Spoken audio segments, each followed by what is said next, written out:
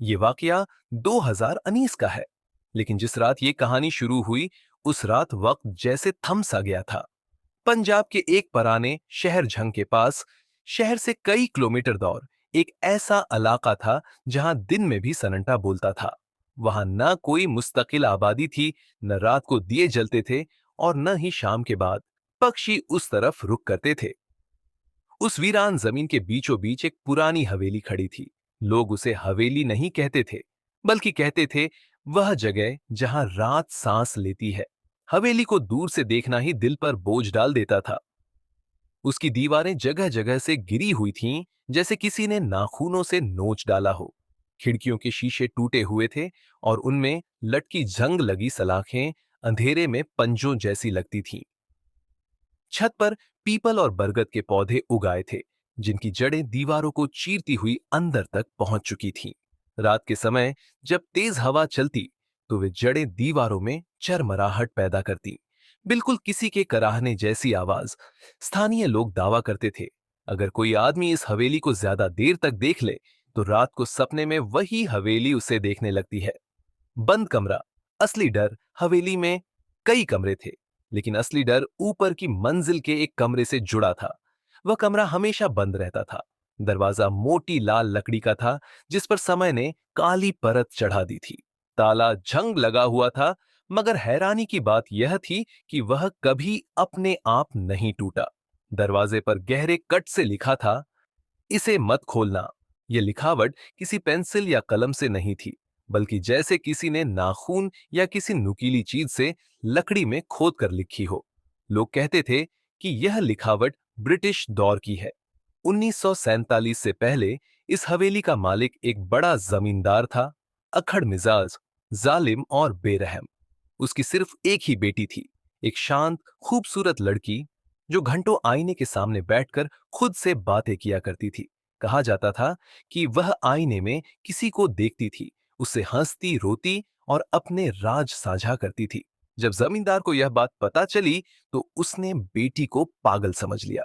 उसे ऊपर वाले कमरे में बंद कर दिया गया। वह लड़की दिन रात रोती चीखती, दरवाजा खोल दो। एक रात तेज आंधी के दौरान हवेली से चीखों की आवाजें आईं। सुबह जब कमरा खोला गया, तो लड़की गायब थी। सिर्फ आईना मौजूद था, और उस पर अंदर से हाथ मारने के निशान थे। तब से वह कमरा बंद है। अरसलान, हकीकत पसंद नौजवान, 2019 में उसी शहर में अरसलान नाम का 24 साल का एक नौजवान रहता था। यूनिवर्सिटी का फाइनल ईयर स्टूडेंट, दोस्तों में मशहूर कि ये किसी चीज से नहीं डरता। अरसलान भूत प्रेत, जिन और डरावनी कहानियों को बकवास समझता था। वह कहता था, डर इंसान के दिमाग में होता है। एक शाम दोस्तों के साथ बैठकी में फिर उसी हवेली का जिक्र आ गया। एक दोस्त ने हंसते हुए कहा, अगर सच में बहादुर है, तो एक रात हवेली में गुजार। शर्त लग गई। अरसलान ने घमंड में कहा, मैं जाऊंगा और सुबह सबूत के साथ लौटूंगा। दिसंबर की ठंडी रात थी। हवा में अजीब सी काट थी। अरसलान ने बैग में टॉर्च, मोबाइल, छोटा कैमरा, पानी और बिस्किट रखे, और मोटरसाइकिल स्टार्ट की। जैसे जैसे वह हवेली के करीब पहुंचा, मोबाइल नेटवर्क गायब होने लगा। हवा और ठंडी हो गई। दिल में बेवजह घबराहट पड़ने लगी। रात के ठीक 12 बजे वह हवेली के दरवाजे के सामने खड़ा था। रात के ठीक 12 बजे अरसलान ने मोटरसाइकिल बंद की। इंजन की आवाज रुकी, तो ऐसा लगा जैसे पूरा इलाका अचानक जिंदा हो गया हो। हवा ने एक लंबी ठंडी सांस ली। दूर कहीं उल्लू बोला, लेकिन उसकी आवाज अधूरी रह गई, जैसे किसी ने उसका गला दबा दिया हो। अरसलान ने हवेली के बड़े दरवाजे की तरफ देखा। वह दरवाजा आधा खुला था। हालांकि स्थानीय लोग कहते थे, यह दरवाजा कभी अपने आप नहीं खुलता। अरसलान ने टॉर्च जलाई और धीरे धीरे अंदर कदम रखा। जैसे ही उसका पांव अंदर पड़ा, धम, पीछे दरवाजा अपने आप बंद हो गया। अरसलान चौंक कर पलटा। दिल जोर से धड़का। उसने दरवाजा खींचने की कोशिश की, मगर वह हिला तक नहीं। ठीक है, हवा का दबाव होगा, उसने खुद को समझाया, मगर आवाज कांप रही थी। टॉर्च की रोशनी में मुख्य हॉल उभरा। मोटी धूल, टूटे हुए सोफे और दीवारों पर टंगी पुरानी तस्वीरें। हर तस्वीर में आंखें, बस आंखें ज्यादा साफ दिख रही थीं। अरसलान जहां रोशनी डालता, ऐसा लगता जैसे तस्वीरों की नजरें उसका पीछा कर रही हों। अचानक चर चर फर्श चरमराने लगा। अरसलान ने तुरंत पीछे देखा, कोई नहीं था, लेकिन आवाज जैसे किसी के धीमे कदम हो। हॉल के एक कोने में लकड़ी का पुराना झूला लटका था, वह अपने आप हिल रहा था। न वहां हवा पहुंच रही थी, न किसी ने उसे छुआ था। झूला हिलते हुए हल्की सी आवाज निकाल रहा था, किर किर। अरसलान के माथे पर पसीना आ गया। ये सब इत्तेफाका है। तभी उसके कान में किसी ने सरगोशी की, अरसलान।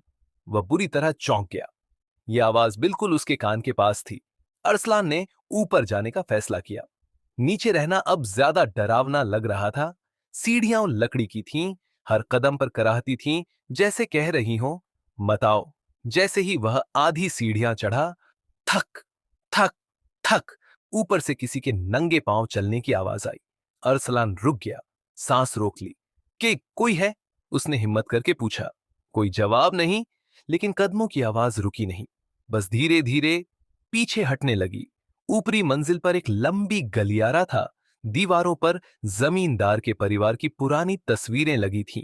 मर्दों के चेहरे सख्त, औरतों की आंखें खाली, और एक तस्वीर एक जवान लड़की की। अरसलान वहीं रुक गया। लड़की की आंखें बिल्कुल जिंदा लग रही थीं, जैसे अभी पलक झपक देंगी। और फिर तस्वीर में लड़की मुस्कुरा दी। अरसलान के हाथ से टॉर्च गिर गई। टॉर्च बंद हो चुकी थी। गलियारा पूरी तरह अंधेरे में डूब गया। तभी अंधेरे से आवाज आई, यही तो वह जगह है। अरसलान ने घबराकर मोबाइल ऑन किया। स्क्रीन जली, लेकिन कैमरा अपने आप फ्रंट पर आ गया। स्क्रीन पर अरसलान के पीछे कोई खड़ा था। वह तुरंत पलटा, लेकिन पीछे कुछ नहीं था। जब फिर से स्क्रीन देखी तो कैमरा बंद हो चुका था। गलियारे के आखिर में वही दरवाजा था, लाल लकड़ी, जंग लगा ताला, और वही शब्द, इसे मत खोलना। दरवाजे के पास पहुंचते ही हवा थम गई, दिल की धड़कन तेज हो गई, कानों में सरसराहट भर गई, अंदर से सांस लेने की आवाज आ रही थी, जैसे कोई बहुत अरसे से कैद हो। फिर वह आवाज आई, कांपती हुई, धीमी, दरवाजा खोल दो। अरसलान की आंखों में आंसू आ गए। वह पीछे हटना चाहता था, लेकिन तभी आवाज बदल गई। अब वह आवाज उसकी मां जैसी लग रही थी। बेटा, मैं अंदर हूं। अरसलान का संयम टूटने लगा, और उसी पल ताले ने अपने आप हिलना शुरू कर दिया। ताला हिल रहा था, न अरसलान ने हाथ लगाया था, न कोई हवा थी, सिर्फ वह आवाज जो कभी मां जैसी, कभी किसी बूढ़ी औरत जैसी, और कभी बिल्कुल उसकी अपनी आवाज जैसी लगती। दरवाजा खोल दो, मैं थक गई हूं।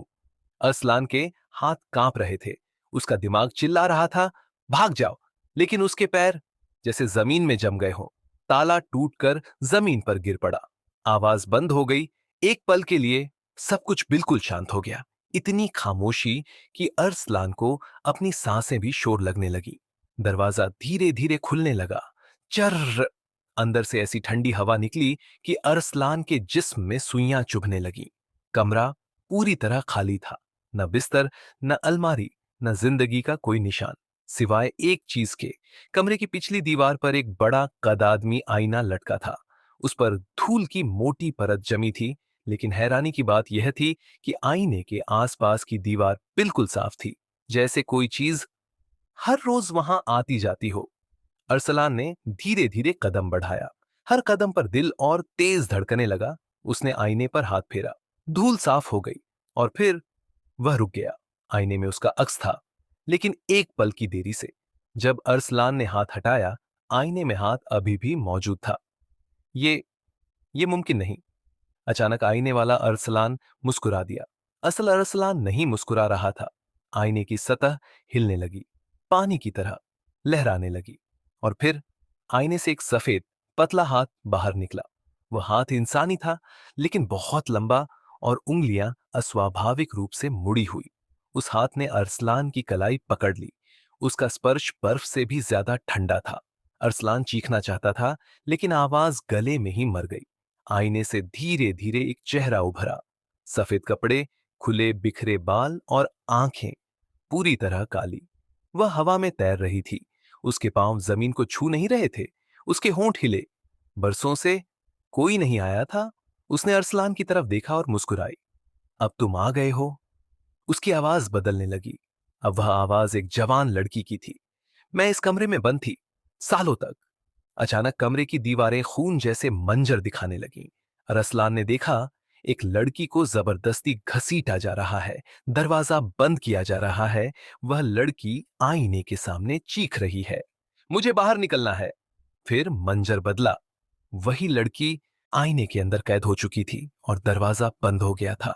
औरत ने सरगोशी की, हर बार जब कोई दरवाजा खोलता है, मैं आजाद हो जाती हूं, और जो अंदर आता है वह मेरी जगह ले लेता है। अरसलान की आंखों से आंसू बहने लगे। वह गिड़गिड़ाया, प्लीज मुझे जाने दो। औरत ने सिर झुकाया, मैं भी यही कहती थी। उसने जोर से अरसलान को अपनी तरफ खींचा। आईना फिर पानी जैसा हो गया। अरसलान का हाथ, फिर बाजू, फिर चेहरा आईने में ढसने लगा। वह चीख रहा था, लेकिन आवाज अब बाहर नहीं जा रही थी। उसी पल अरसलान का मोबाइल जमीन पर गिरा और अपने आप एक तस्वीर ले ली। फ्लैश चमका और सब कुछ खत्म हो गया। सुबह जब दोस्त हवेली पहुंचे तो अरसलान कहीं नहीं था, सिर्फ बैग, मोटरसाइकिल, मोबाइल। मोबाइल में एक तस्वीर थी।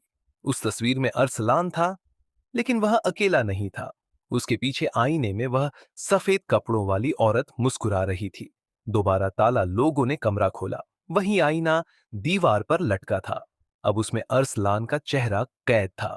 वह मुस्कुरा रहा था, लेकिन आंखों में डर चीख रहा था। कमरा फिर बंद कर दिया गया, नया ताला लगा दिया गया। आज भी, आज भी जब रात गहरी हो जाती है और हवा तेज चलती है, हवेली से दो आवाजें आती हैं, दरवाजा खोल दो, और फिर कुछ देर बाद, मत खोलना, यहां मत आना। क्योंकि जो एक बार आईने के उस पार चला जाए, वह वापस नहीं आता।